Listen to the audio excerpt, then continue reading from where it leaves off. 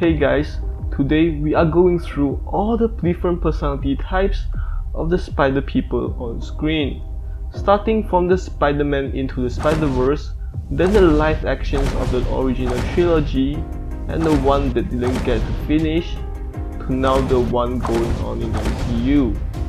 Since the multiverse, especially the Spiderverse, is just getting started, so we are going through the MBTI of the spider people.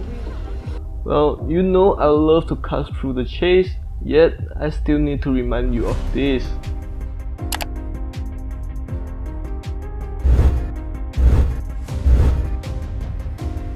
The first one I'm going through is Spider-Ham.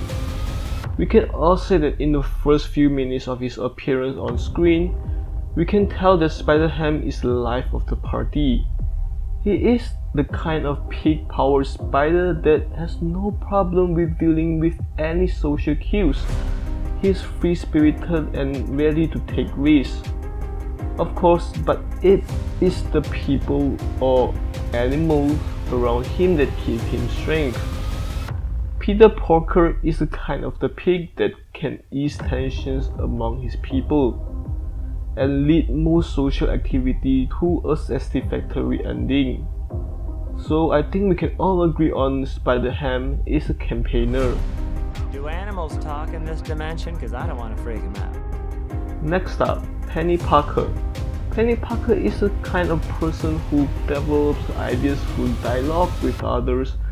Fortunately for Peni, her telepathic connection with the robot manipulating spider is always ready to come up with an idea or two.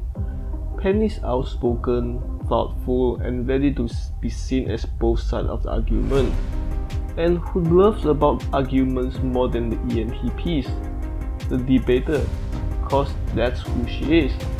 ENTPs like Penny like to argue. They are not arguing about winning.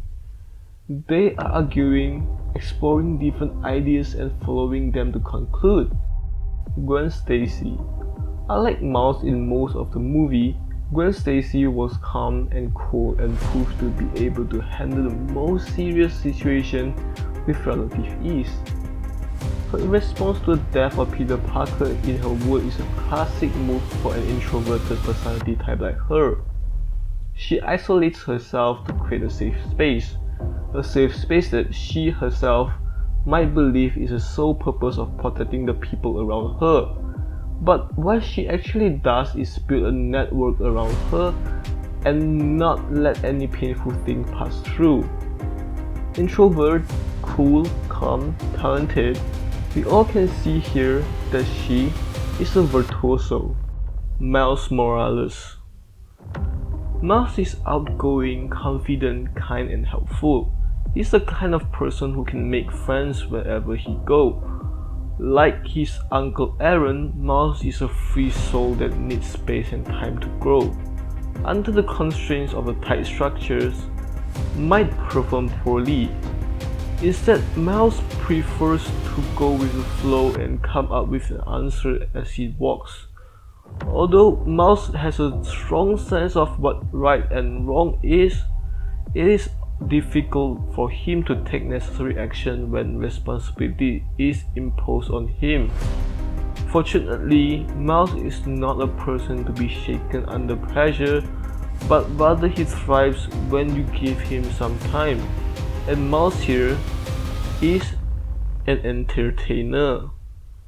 And our next stop, the Peni Parkers.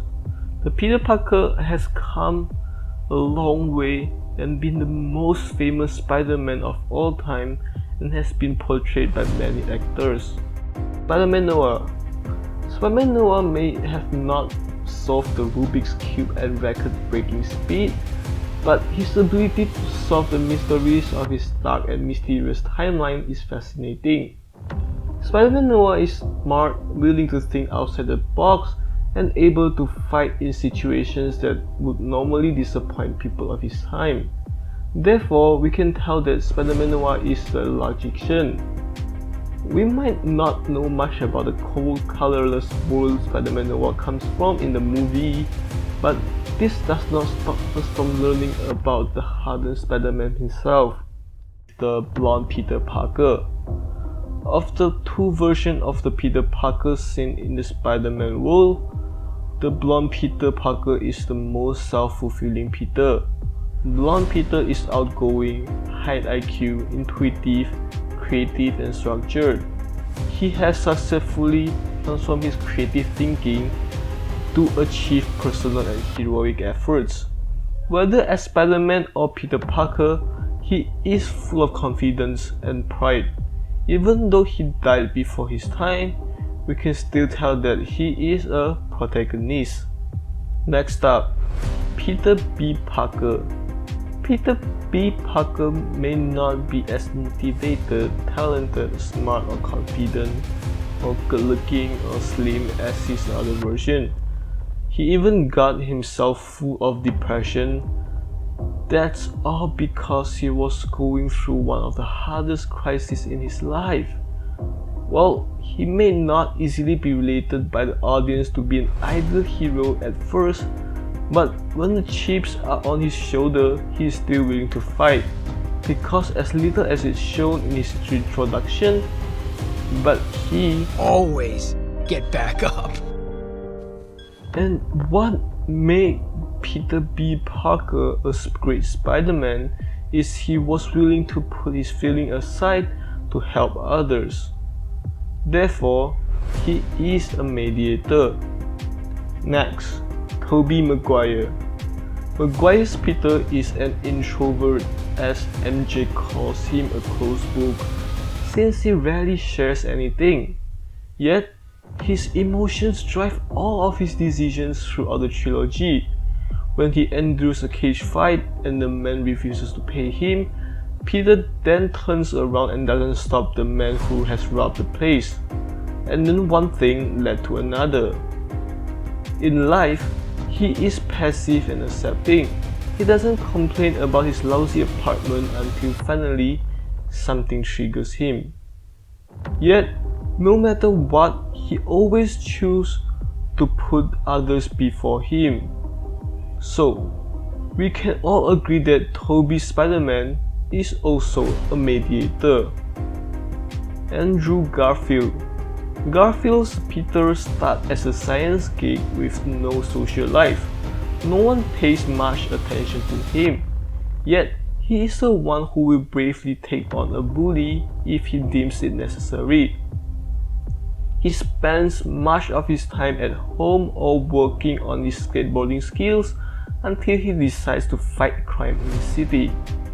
Different from Tobey's Spider-Man, Andrew is more of a thinking type than a feeling one. He distances himself from Gwen despite how much he wants to be with her because he promised her father he would, and he knows it will be safer for her.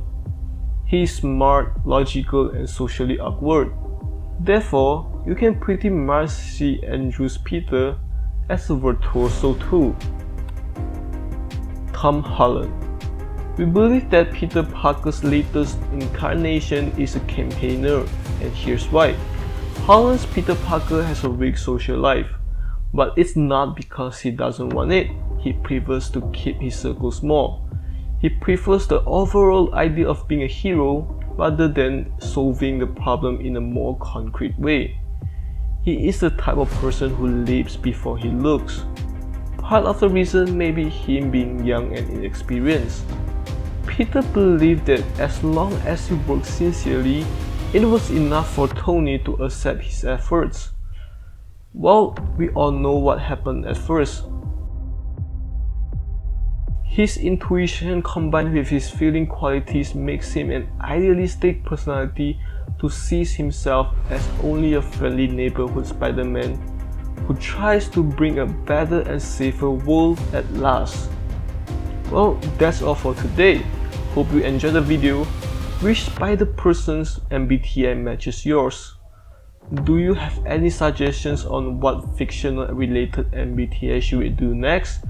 Leave a comment down below and tell us. As always, thanks for watching and see you next time.